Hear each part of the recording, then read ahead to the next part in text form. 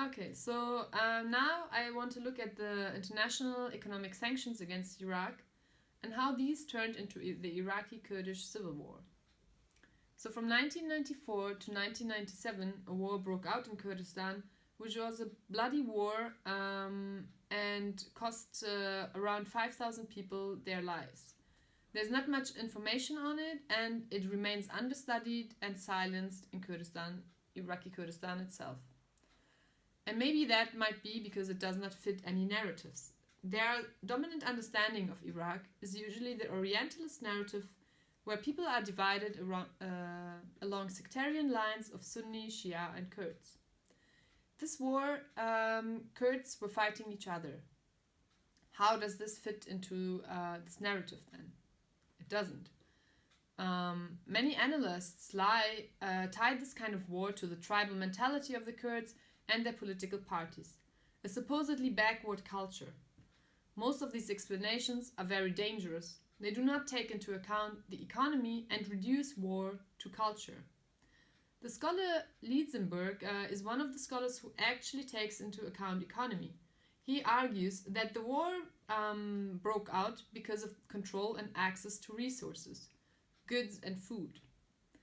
The war is usually described as a war between the two parties, PUK and KDP. These are two Kurdish nationalist parties. War ideologies at that time became part of everyday life that structured life along yellow zones for the KDP and green zones for the PUK. Even clothing or colors on the street could indicate who one stands for. However, I would say that it is not only a war between these two parties. There are other Kurdish parties, such as the PKK involved, also Turkey, that invaded Iraq, Saddam's Ba'athist Iraq, who invaded Erbil, as well as the UN.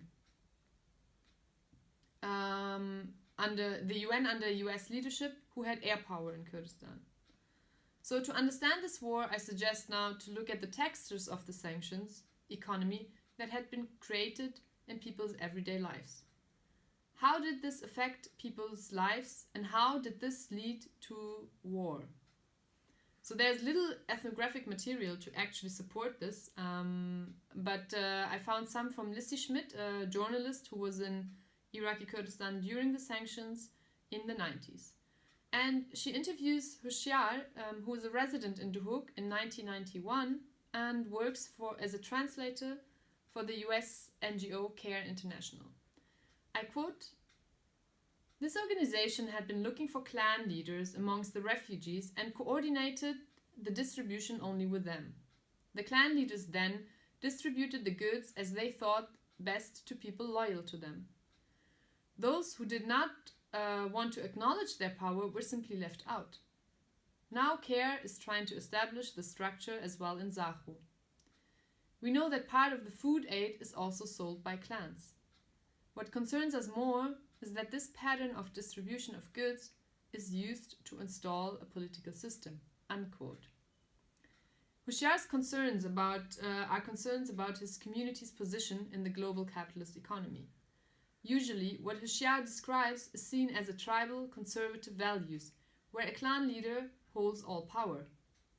If we acknowledge his perspective, it is not conservative values, but rather capitalist values that structure this type of unequal access to food, a system that produces authoritarian social structures and violence. In the 1990s, Iraqi Kurdistan had been turned into a laboratory of humanitarian development policies. For Hushyar, the NGO comes here to distribute and create unequal access to resources. So let's see what kind of economy had been created. Hushyar's experience is at the beginning of the international UN sanctions. The sanctions period started in 1991 until 2003. The scholar Joy Gordon describes this period in her book as invisible war. She explains that at this time Iraq as a country produced only 1/3 of the consumed food. So Iraq was dependent. Sanctions meant that, I quote, "with the narrow exceptions of medicine and conditionally food, Iraq could import nothing, could export nothing, could receive no funds, and every member state of the UN, virtually every country in the world, was obliged to enforce these restrictions." Unquote. Gordon also speaks over 500,000 children who died as a result of the sanctions. She explains that, quote, "Sanctions regime it imposed in conjunction with the massive bombing campaign of 1991 destroyed nearly all of Iraq's infrastructure, industrial capacity, agriculture, telecommunications, and critical public services, particularly electricity and water treatment." Unquote. So in 1995, the Oil for Food program was introduced, and it modified the rules of the sanctions a bit. However, during this time, Iraqi lives were basically tied to the global oil market, as oil was exported and in turn food imported and distributed to Iraqi citizens. Local production was made impossible. Dizzy Schmidt captures the sentiment and humor of that time in The Hook, as people understood perfectly well that their economic situation, what their economic position was in imperialist economies. In 1993, a voice in Duhok says, "Many of our officials profit from this impervious chaos that has been created. They are not interested in resolving the crisis." And exactly this was the case. During this crisis, all local agricultural production was targeted, as local products would not be bought by the UN and distributed, but rather the UN imported food items. So the people in Duhok in this time reframe the situation through jokes, and they sum it up as the UN's winter assistance for Kurdistan and trade assistance for Turkey. And materially, this joke meant that, and I quote from Schmidt, "Products are bought in Turkey worth $90 million from the US money allocations to the UN. Even for the specific agricultural assistance, which is led by the Allied forces, 9 million liters of diesel is bought in Turkey and 9,750 tons of wheat seeds." Unquote. So lastly, in Kurdistan, this invisible war of economic sanctions had turned into a war in everyday life about access to resources. I have looked at this through a people-centered approach, where the textures of sanctions in people's everyday lives become clear. And this texture takes the meaning of war.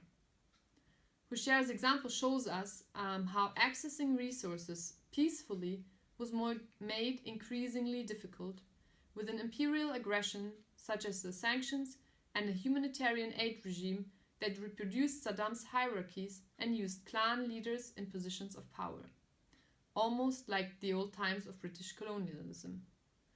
Of course, we have to see the violence of Iraqi Kurdish party politicians and leaders, but we have to see them as an extension of the violence of the invisible war of sanctions. Thank you.